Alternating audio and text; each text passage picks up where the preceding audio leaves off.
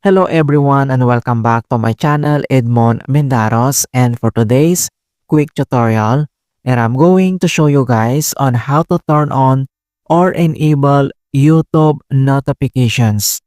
So if you want to get new notifications regarding new videos or different events that may occur that you want to get notifications, then I'll show you how to turn on.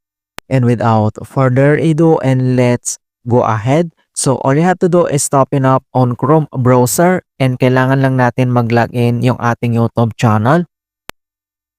So once nakapag-login na tayo dito sa ating YouTube channel, so dito lang sa top right corner, and then kailangan mo lang select dito yung ating user profile icon. So itap mo lang yan.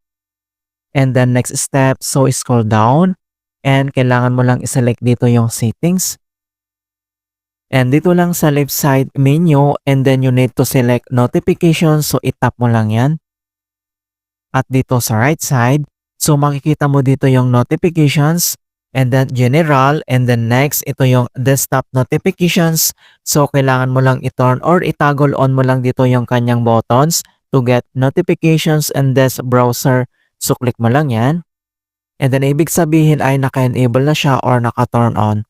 So same naman dito sa preferences, subscriptions, turn on, recommended videos, turn on, activity on my channel, activity on my comments, mentions, turn on, other reusing my content, and then yung promotional content and offerings.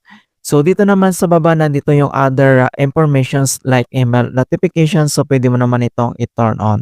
Alright, ganyan lang siya. Okay, so ganun lang po kasimple on how to turn on YouTube notifications. And please don't forget to like this video, subscribe to my channel for more quality content. Thank you guys and see you in my next tutorial.